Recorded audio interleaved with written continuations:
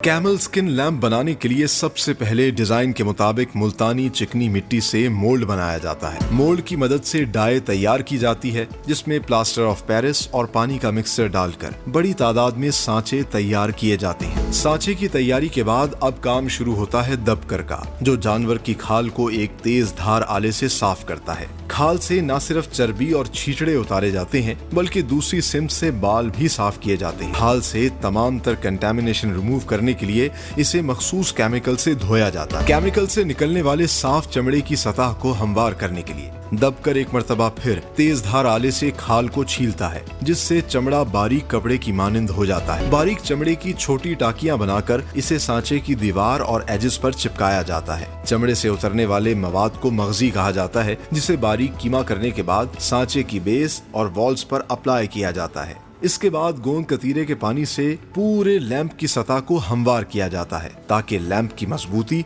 और चमक दोनों बेहतर हो जाए। 2 दिन धूप में सुखाने के बाद लैंप के अंदर प्लास्टर ऑफ पेरिस के सांचे को चोट लगाकर तोड़ दिया जाता है, जिससे सिर्फ खाल का सांचा रह जाता है। आखिर में इन कैमल स्किन लैंप्स को नक्काश के पास भेजा जाता है, जो अपने फन के मुताबिक इन पर ऑयल पेंट की मदद से खूबसूरत नक्शो निगार और कुदरती मनाजिर ड्रॉ करता है। सिर्फ मुल्तान में तैयार होने वाले इन खूबसूरत और जाज़िब नजर हैंडमेड कैमल स्किन लैंप्स को पैक करके पाकिस्तान समेत दुनिया के बेशतर ममालिक में एक्सपोर्ट किया जाता है, with the proud tag of made in Pakistan. 900 साल पुराना ये फन जो आज भी मुल्तान में जिंदा है। इंटरेस्टिंगली अभी भी ये कॉटेज इंडस्ट्री है, घरों में ये सारा का सारा काम और प्रोसेस होता है। और ये कैमल स्किन लैंप्स जो हैं ना सिर्फ पाकिस्तान में बल्कि पूरी दुनिया में बहुत ज़्यादा पसंद किए जाते हैं। ये एक नायाब चीज़ है जो कि हाथों से तैयार की जाती है, एक हैंडीक्राफ्ट है। तो सबसे पहले हम इस वक्त मौजूद हैं जहाँ पर ये एक मिट्टी का सांचा तैयार किया जा रहा है, और आप देख सकते हैं मेरे पीछे भी आपको मुख्तलिफ डिज़ाइन के सांचे जो है वो नज़र आ रहे होंगे। तो सबसे पहला प्रोसेस जो होता है वो मोल्ड बनाना होता है। उसके लिए ख़ास तौर पर मुल्तान की जो चिकनी मिट्टी है उसको इस्तेमाल किया जाता है। आप मेरे पीछे देख सकते हैं ये बड़े बड़े मोल्ड्स भी जो हैं इन्हीं ख़वातीन ने, जो कि घरों में यहाँ बैठ के काम करती हैं, इन्होंने तैयार किए हैं। और आप देखिए कि पाकिस्तान की ख़वातीन जो हैं कितनी हुनरमंद हैं, कितनी टैलेंटेड हैं। और आप इससे भी अंदाज़ा लगा सकते हैं कि हमारी ख़वातीन जो हैं मर्दों से कहीं पीछे नहीं है। मोल्ड तैयार करने के बाद दूसरा मरहला होता है उसकी डाई तैयार करना। और यहाँ पर आप देख सकते हैं मेरे पीछे भी काफ़ी ज़्यादा डाई, जब ये एक मोल्ड अप्रूव हो जाता है कि इस डिज़ाइन की प्रोडक्ट तैयार की जाएगी तो फिर उसकी डाई बनाई जाती है, ताकि बल्क में उससे जो है प्रोडक्शन की जा सके। डाई बनाने के बाद फिर प्लास्टर ऑफ पेरिस के पाउडर में पानी मिलाकर एक ख़ास मकदार के अंदर ये एक लीवी तैयार करते हैं, एक सब्सटेंस बनाते हैं, और फिर उस सब्सटेंस को डाला जाता है डाइयों के अंदर। और डाई में डालने के बाद फिर उसे कुछ देर तक के लिए रखा जाता है। जब वो सूख जाती है तो फिर इस डाई को खोला जाता है, और खोलने के बाद फिर हमारे पास एक ऐसी प्रोडक्ट सामने आ जाती है जो इनिशियल उसका आप कह लीजिए फेस होता है, जिसके ऊपर फिर आगे चल के खाल को अप्लाई किया जाता है, चिपकाया जाता है, और फिर उस खाल के ऊपर जो है बाकायदा तौर पर नक्शनिगारी होती है। कहा जाता है ये तकरीबन 900 साल पुराना जो है ये फ़न है जिसको आप लोगों ने ज़िंदा रखा है। जी जी बिल्कुल ऐसे ही है, इसमें कोई शक नहीं।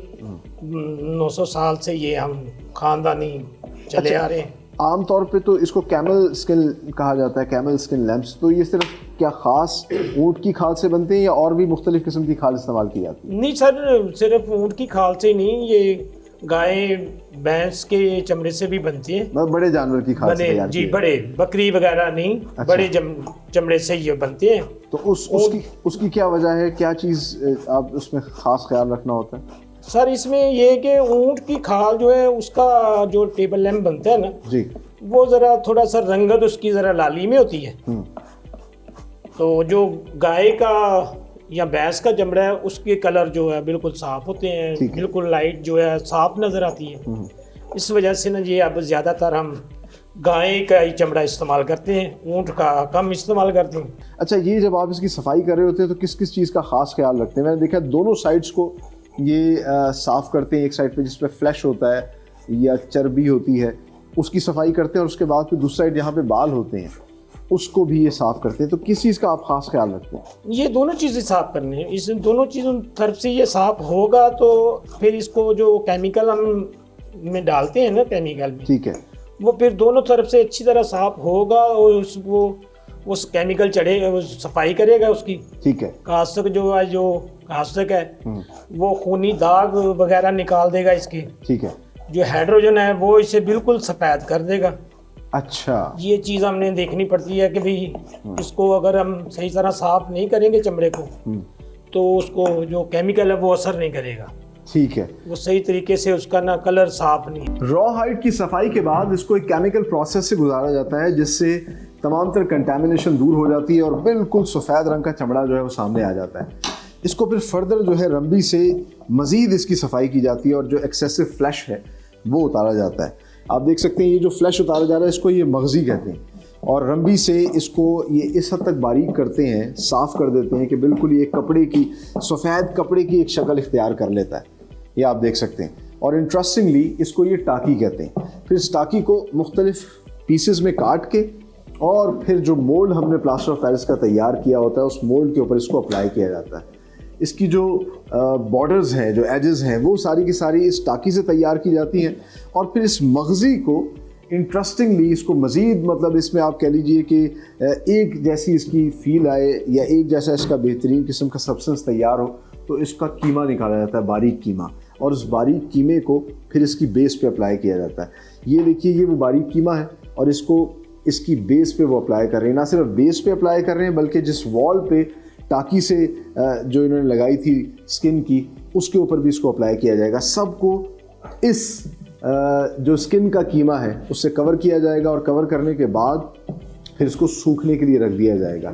इस सारे प्रोसेस से होता ये है कि जो स्किन होती है वो मज़ीद स्ट्रेंथन होती है और जो लैम्प या जो भी प्रोडक्ट बनाई जा रही है वो फिर ड्यूरेबल होती है, पायदार होती है, उसकी लाइफ ज़्यादा बढ़ जाती है।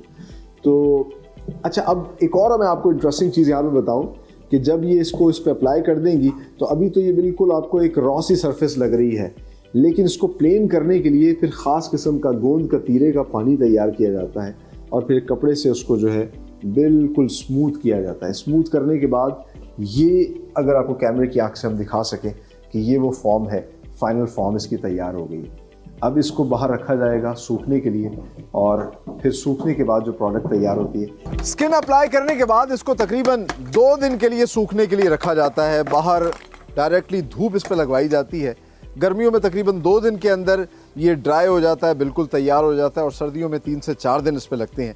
और फिर जो प्लास्टर ऑफ पेरिस का मोल्ड इसके अंदर होता है इसको रिमूव किया जाता है। आगे चल के हम आपको दिखाते हैं इस पे जो फिर नक्शी का काम होता है, जो मुल्तान ने इसको जिला बख्शी है और जिस तरीके से मुल्तान ने इसको ओन किया है और इसी वजह से पूरी दुनिया में मुल्तान से ये कैमल स्किन लैंप्स तैयार होके जाते हैं। तो वो नक्शी का काम, कितने स्टाइल, कितने डिज़ाइन जो हैं, कितने कलर्स पे अप्लाई किए जाते हैं। कैमल स्किन का जब प्रोडक्ट तैयार हो जाता है तो आखिरी मरहला और आखिरी प्रोसेस होता है नक्काशी का। और इस वक्त मैं एक ऐसे स्टेशन पर बैठा हूँ जहाँ पर ये सारा नक्काशी का काम हो रहा है और यही वो काम है जो कि मुल्तान की पहचान है और जो किसी भी प्रोडक्ट के ऊपर होता है तो उसकी तकदीर बदल देता है। हमने आपको ब्लू पॉटरी में भी दिखाया कि किस तरीके से नक्काश जो है कितने खूबसूरत कलर्स और डिज़ाइंस देते हैं।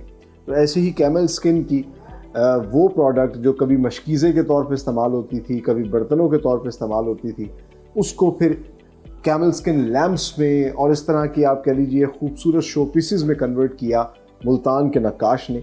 और इस वक्त हम मौजूद हैं सोहेल साहब के साथ जो कि यहाँ काफ़ी अरसे से काम करें। आइए इनसे कुछ बात भी करते हैं। अस्सलाम वालेकुम। वालेकुम सलाम। सोहेल साहब, कितने अरसे से आप ये नक्शी का काम जो है वो कर रहे हैं? ये तकरीबन मैं 20 साल से।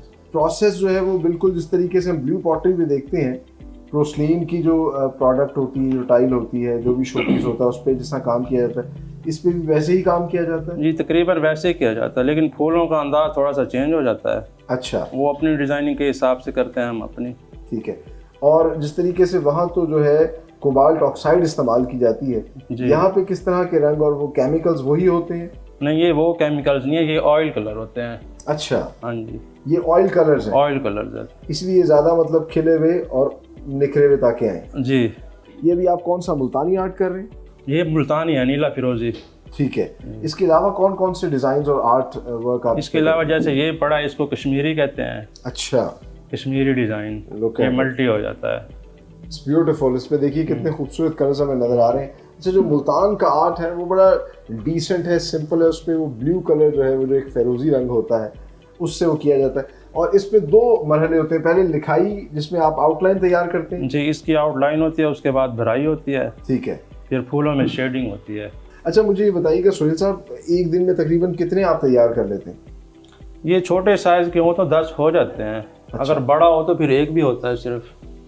ठीक है। जैसे ये पीस है, अब 1 ही होगा दिन में तैयार। ठीक है। इस तरह के 4 हो जाएंगे, ऐसे होता है। फाइनली टाइम टू से गुड बाय। लेकिन जाने से पहले हम आपको कैमल स्किन लैम्प्स की एक्सटेंसिव रेंज ऑफ प्रोडक्ट्स दिखाते हैं जो कि मुल्तान में तैयार किए जा रहे हैं। और आज के प्रोग्राम में हमने आपको दिखाया कि किस तरीके से दबकई का काम होता है, फिर क्ले वर्क होता है, किस तरह सांचे तैयार किए जाते हैं, और आखिर में उस पर खूबसूरत किस्म की मुल्तानी नक्श व निगारी की जाती है, कश्मीरी आर्ट किया जाता है। और अब जैसे जैसे वक्त गुजर रहा है तो हम देखते हैं कि उस पर सीनरीज ड्रॉ की जा रही हैं, मुख्तलिफ डिज़ाइंस और शेप्स जो है इसकी बनाई जा रही हैं। चाहे आप देख सकते हैं कि ये एक लैम्प की शेप हो जिस पे ख़त्ताती का काम भी हुआ है, या इसको एक मटके की शक्ल दी गई है, या ये वॉल हैंगिंग लैम्प्स हों। मुख्तलिफ डिज़ाइन के ये खूबसूरत से जो है लैम्प्स तैयार किए जा रहे हैं जो पाकिस्तान समेत पूरी दुनिया में एक्सपोर्ट हो रहे हैं with the proud tag of made in Pakistan. ये प्रोडक्ट्स और ये हुनरमंद, ये हमारा सरमाया है, हमारा फ़ख्र है। और आप देखिए कि इंटरेस्टिंगली कितने खूबसूरत और कितनी वैरायटी का काम जो है यहाँ पर हो रहा है, जिसको देख के बहुत ज़्यादा खुशी हो रही है। और जैसे जैसे वक्त गुजर रहा है तो मज़ीद खूबसूरत फनपारे और प्रोडक्ट्स जो हैं वो तैयार की जा रही हैं। आप अपनी इमेजिनेशन के हिसाब से कोई भी कलर्स को दे सकते हैं। इस पर ख़ास किस्म का ऑयल पेंट होता है और आप कोई भी चीज़ बना सकते हैं। जैसा मैंने बताया कि चाहे वो मुग़ल आर्ट हो, कोई सीनरी बनानी हो, या फिर ख़ास किस्म का मुल्तानी ये आर्ट वर्क हो जो कि इस कैमल स्किन के ऊपर किया गया और फिर इसको एक नादिर नमूना बना दिया गया। ये जो बड़ा सा वाज आपको नज़र आ रहा है, इंटरेस्टिंगली ये वाज भी कैमल स्किन का बना हुआ है। और आप देखिए कि एक तो ये लाइट वेट है, दूसरा ये शदीद किस्म का ड्यूरेबल है। वरना अगर पोर्सलीन का इस तरह का वाज बना हो जो बहुत एक्सपेंसिव भी हो, आपने अपने घर में रखा हो, तो आपको डर होगा कि अगर कोई इसको हाथ लगाएगा तो ये तो गिर के टूट सकता है। लेकिन ये इतना पायदार है, इतना मजबूत है, इसकी लाइफ टाइम गारंटी है, ये कहीं नहीं जाएगा।